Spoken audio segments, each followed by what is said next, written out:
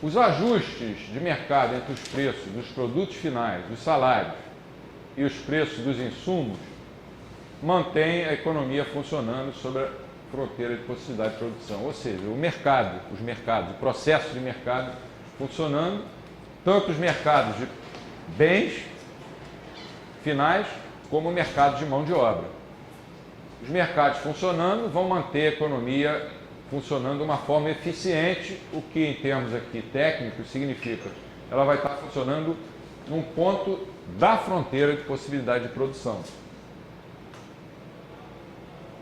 Esses dois elementos da macroeconomia baseada na estrutura do capital mostram que o padrão dos movimentos no consumo, na poupança, no investimento e na taxa de juros são consistentes com a mudança nas preferências intertemporais.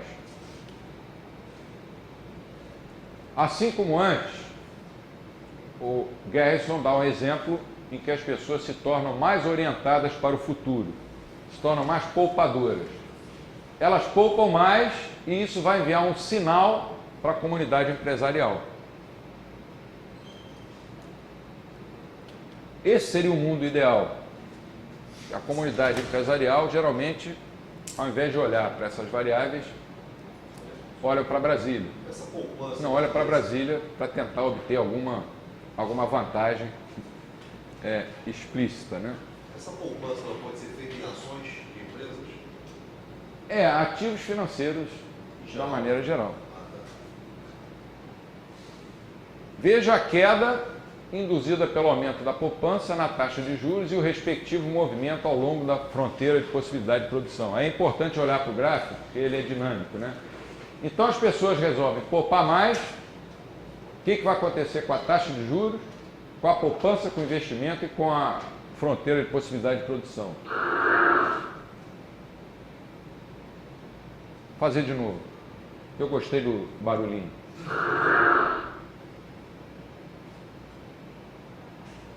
Olha que beleza.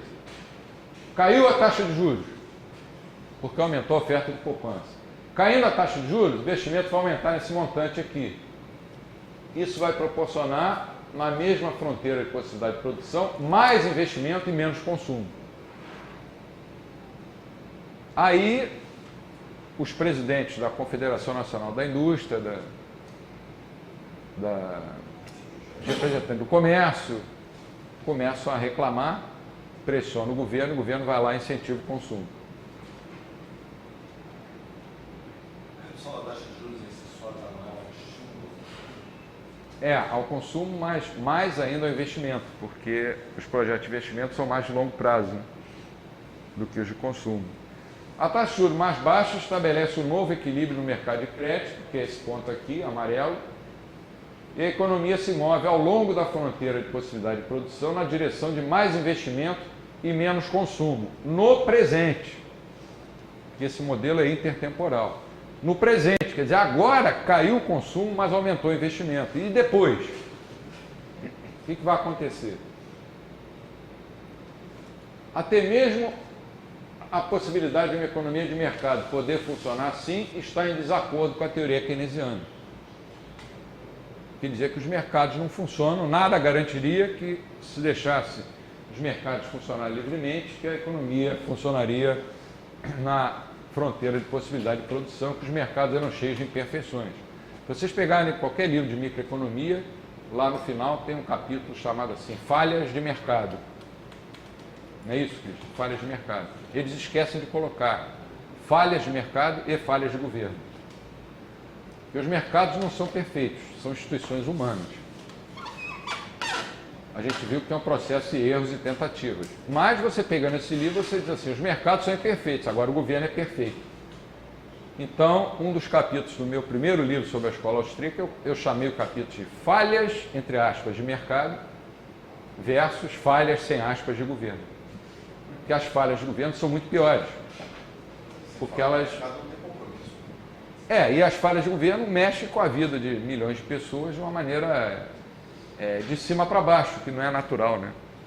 Agora, você pega um livro de microeconomia, você sai dali, quer dizer, um garoto de 17, 18 anos está começando a estudar economia, o governo é um troço perfeito, ele tem que entrar para corrigir os mercados. E às vezes fica o resto da vida acreditando nisso.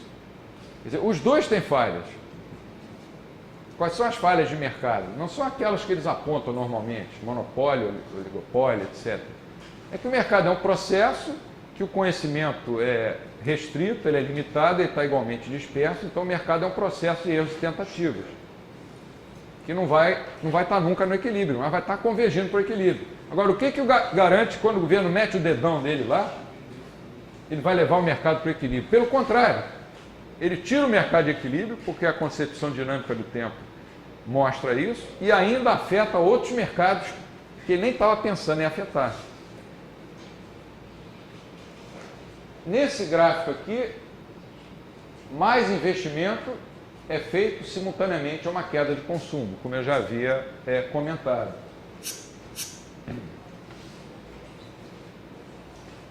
Mostram as setas isso, né? Cai o consumo, aumenta o investimento. E aí fica todo mundo apavorado. Pô, as vendas estão caindo.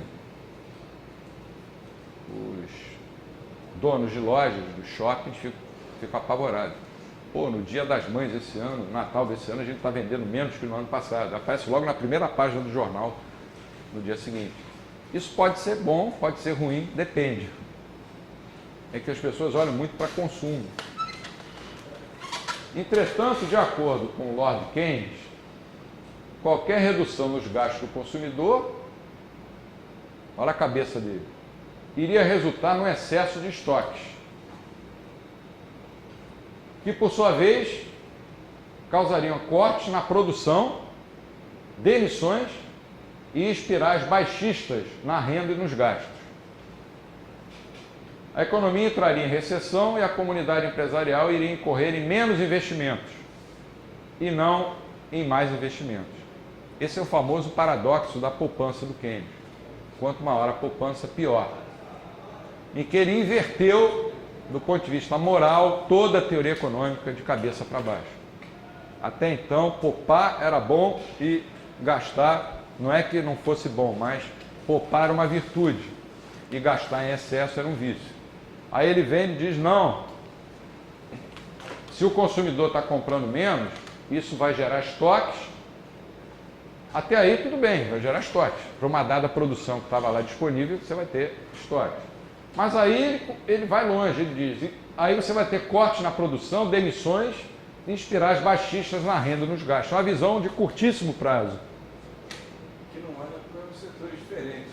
E que não olha para os setores desagregados da economia. Vai cair provavelmente, mas no investimento vai aumentar a demanda, vai contratar, vai fazer uma máquina. Ele não está... ele não está vendo. Está aumentando os recursos, a juros vai cair naturalmente, os investimentos vão ficar mais rentáveis, ele não vê nada disso. E que nos setores de bens de investimentos, esses setores mais afastados do consumo final, você vai ter o contrário do que ele fala ali. Você vai ter uma espiral altista, em vez de demissão você vai ter contratação, você vai ter mais rendas, mais lucros, né? O problema dele era agregar. O que eles viam? Poupança como entesouramento.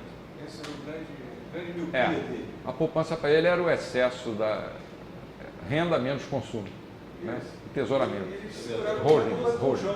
Na verdade, a poupança é a chave do negócio. Esse é o paradoxo da poupança de Keynes. Tem até um gráfico famoso que ele mostra que deslocando a poupança para cima, a renda vai cair, todo mundo vai ficar mais pobre. Qual é o principal problema com isso? Bom, você tem um monte de problemas, né? Mas o principal problema é que é uma análise agregada. E de curto prazo.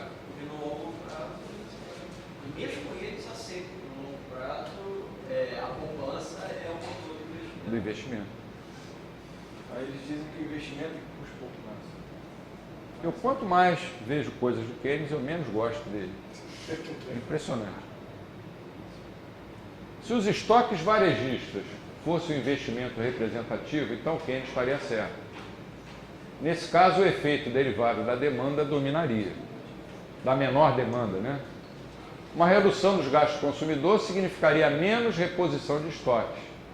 E, no geral, os investimentos nos estágios finais da produção ocorrem de acordo com os gastos do consumidor.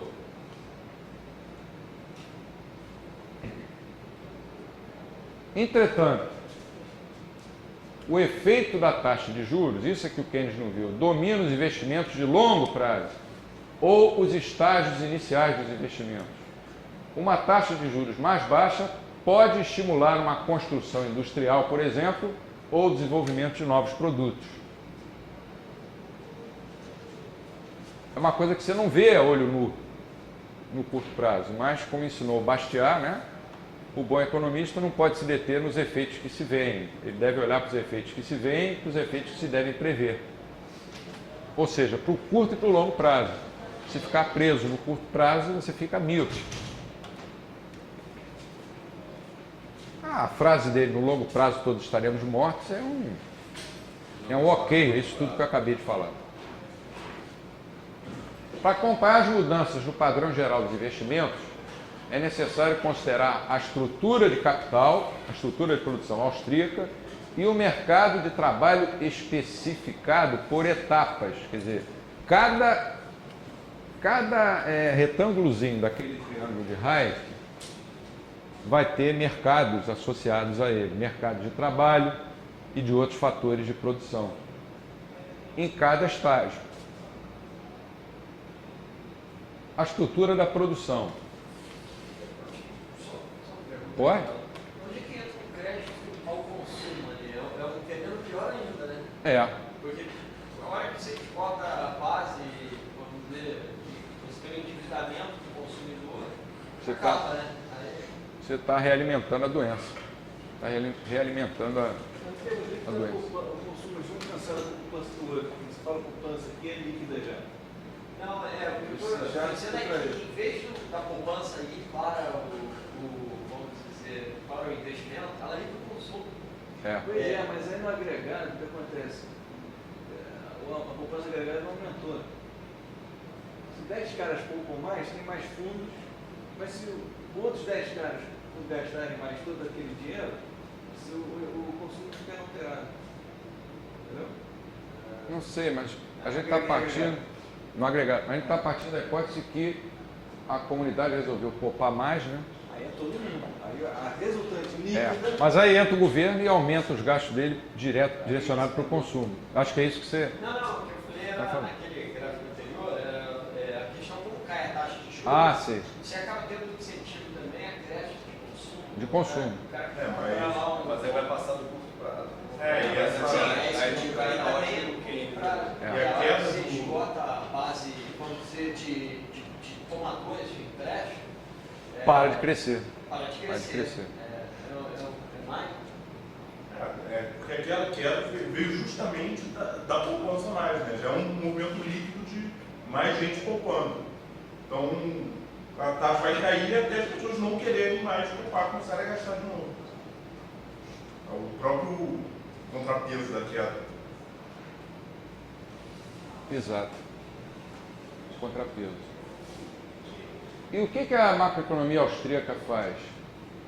Desagrega intertemporalmente a estrutura do capital. O produto de consumo final é produzido através de uma sequência de etapas de produção, sendo que o produto de uma entra como insumo da próxima. São os triângulos que a gente viu ontem, que vão aparecer ali agora, né? Não, ainda não é.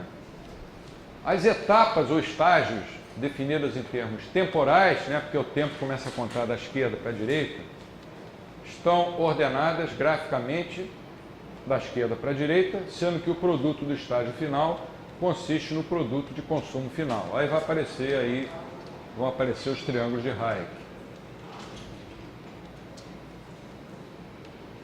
Ele colocou 5 etapas, 5 estágios, né? Em que do lado direito você tem o bem de consumo final.